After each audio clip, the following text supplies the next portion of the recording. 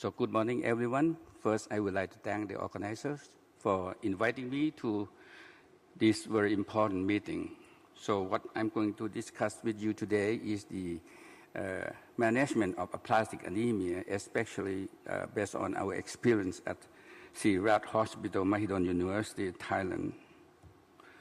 So aplastic anemia is the old disease. It was first described in 1888. And I would like to name this disease as the beggar of hematology because it's empty marrow with decreased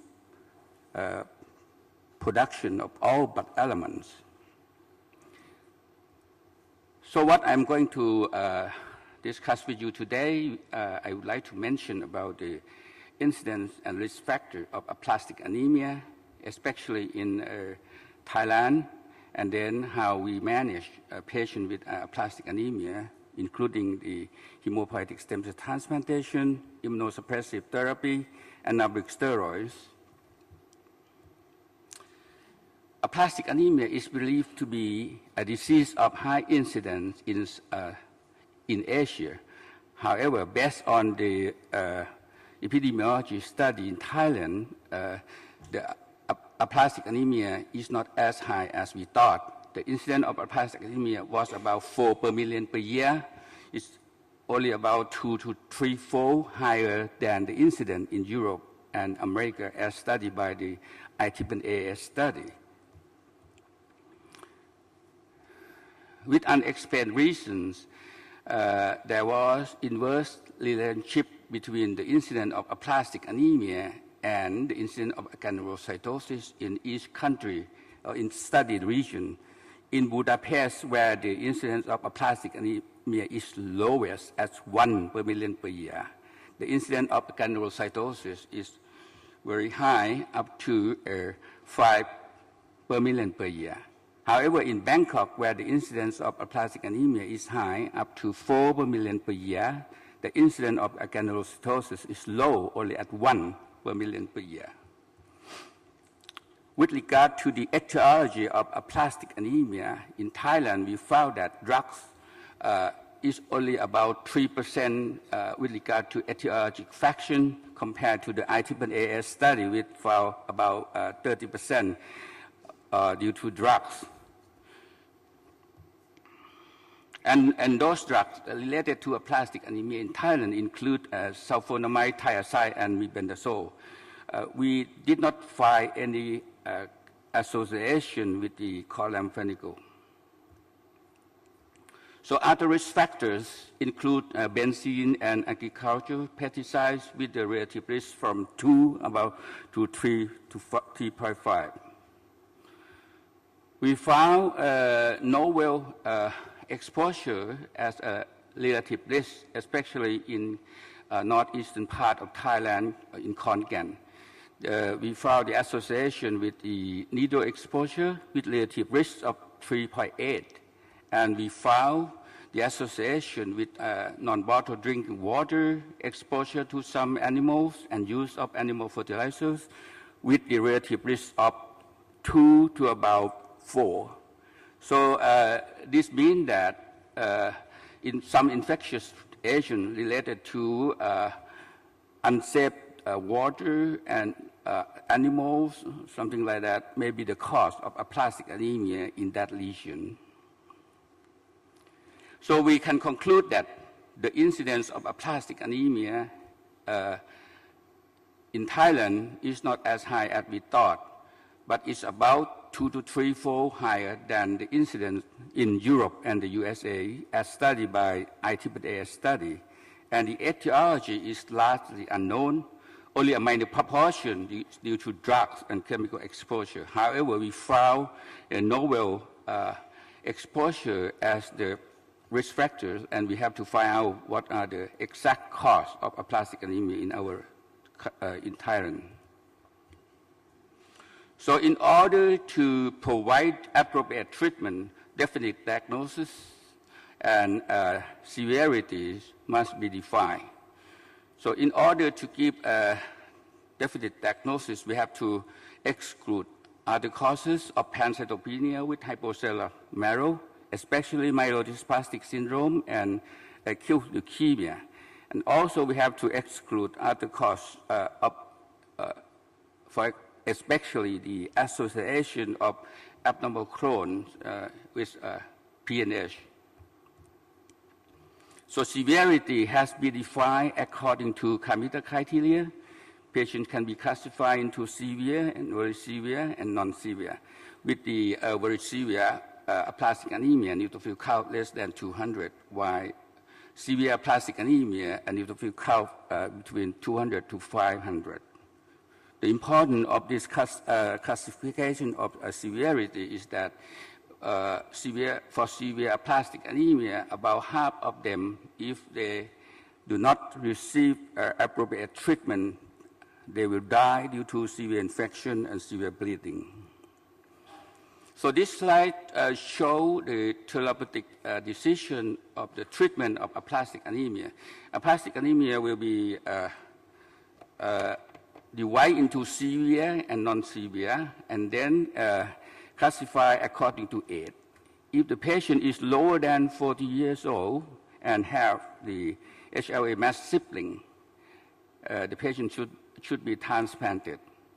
And if the patient is over 40 years old, immunosuppressive drugs with the combination ATG and cyclosporine should be given, and the same is for those under 40 years old, but without HLA matched sibling.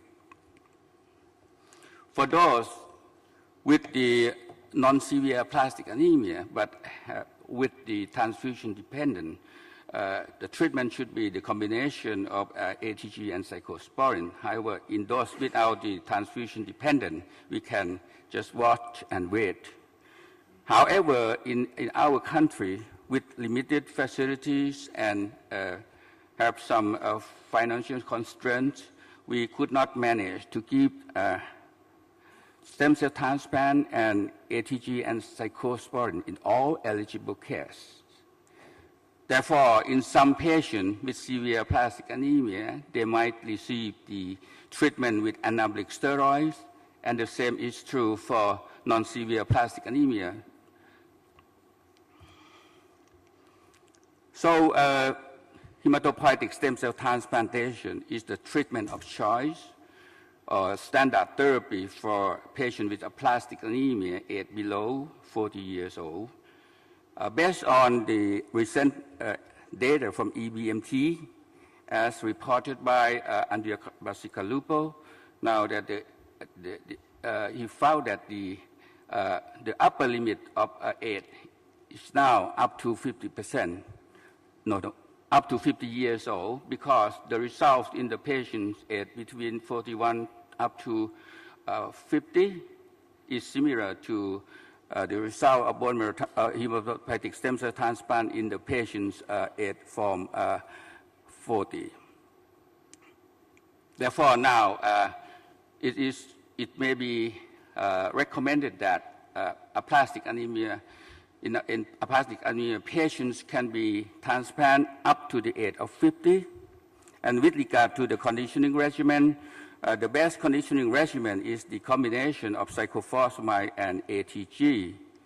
And with regard to the stem cell source, bone marrow give a better outcome than peripheral stem cell, and the GVHD prophylaxis is the best one. The best regimen is the combination of methotrexate and cyclosporine. We retrospectively analyzed 32 patients who underwent hematopoietic stem cell transplant in our hospital. Those patients, all of them are adult. As you can see from here, the median age is about 33, and most of them are at least severe aplastic anemia. The median time from diagnosis to hematopoietic stem cell transplant is about 6 months, and the median transfusion of prior transplants is about 40. Because of the financial problem, the conditioning regimen, we use mostly cyclophosphamide in 90%. Only 2 patients received combination of cyclophosphamide and ATG, and 1 patient received fludarabine and cyclophosphamide and ATG. And peripheral stem cell was used in about 80%, and bone marrow about 20%. As you can see, this slide shows the result of hematopoietic stem cell transplant that for peripheral stem cells gave a faster hematologic recovery, and 2 patients failed to engraft and die. Acute GvHD is not a problem, was found in only 10%. Chronic GvHD found in 40%. However, it occurred mostly in patients who underwent peripheral stem cell.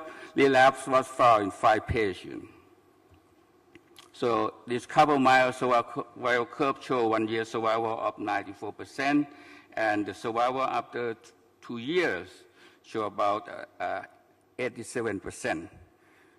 Those patients who are relapsed after transplant, in 5 patients, we do a second transplant in 2 patients and give the ATG in 3 patients, and we found that all of them survived. So we did univariate analysis to determine the favorable risk factors, and we do not find any significant risk factors, including blood transfusion, conditional regimen, stem cell source, age, gender, type to transplant, GvHD.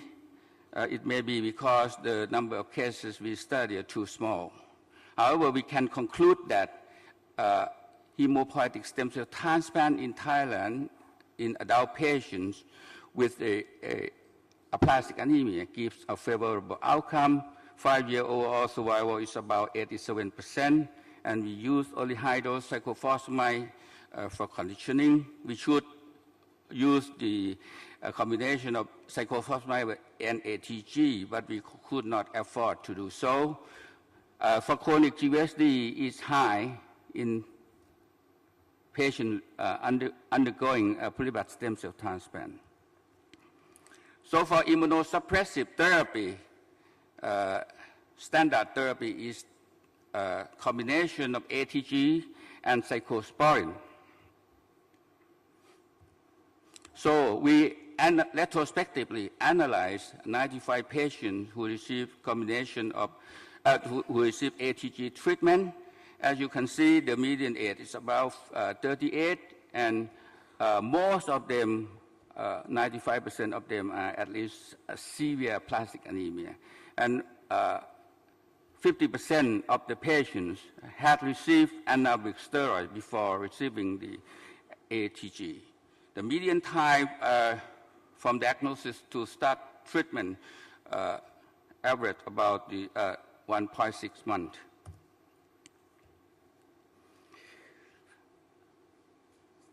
About 36% of patients receive lymphoglobulin, and 40% receive thymoglobulin, and 25% receive ATG from fasciitis. As you know, lymphoglobulin is a horse ATG. So horse ATG was given in 37% and rapid 63%. And post-ATG treatment, mostly receive 40% receive anabolic steroid and 34% receive cyclosporine.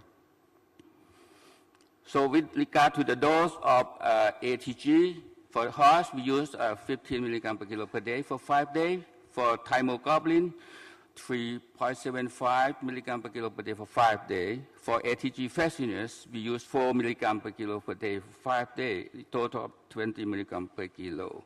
And the dose of ATG fasciitis we got based on our randomized control study in 5 patients in each arm, and we found that at 3 months, this dose of ATG F, 20 milligram per kilo, the results are comparable with the thymoglobulin 18.75 milligram per kilo. So when we look at the response after the first ATG treatment, at 3 months, the partial, there has only partial response about 30%, but at 6 months, the response up to 40%. And with regard to the survival after ATG treatment, 1 year survival is 85, 2 years 75, and 5 years 60%.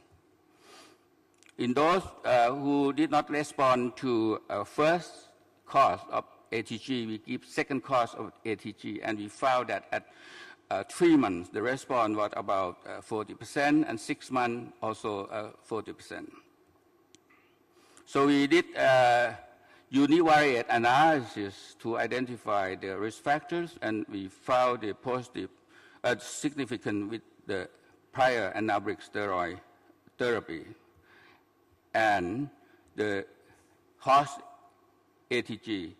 However, when we did the multivariate analysis, only lab with ATG was a significant risk factors. So we can conclude that outcome with ATG treatment is favorable. The survival at 1, 2, 3, and 5 years are 85, 75, 68, and 60% respectively. Host ATG give better outcome than rapid. And for ATG fasciitis, the appropriate dose is 20 milligram per kilo.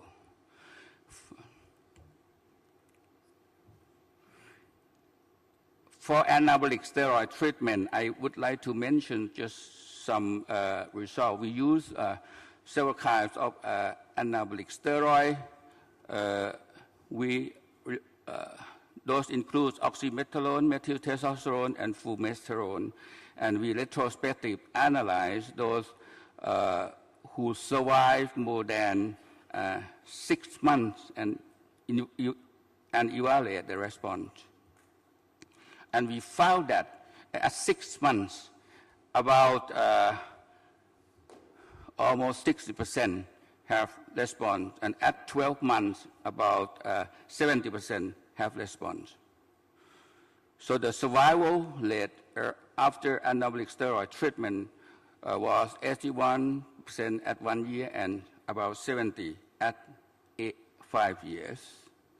And from univariate analysis, we found that female sex has better survival, and the oxymetholone has a poorer survival compared to other anabolic steroid. However, when we did multivariate analysis, both risk factors are still significant.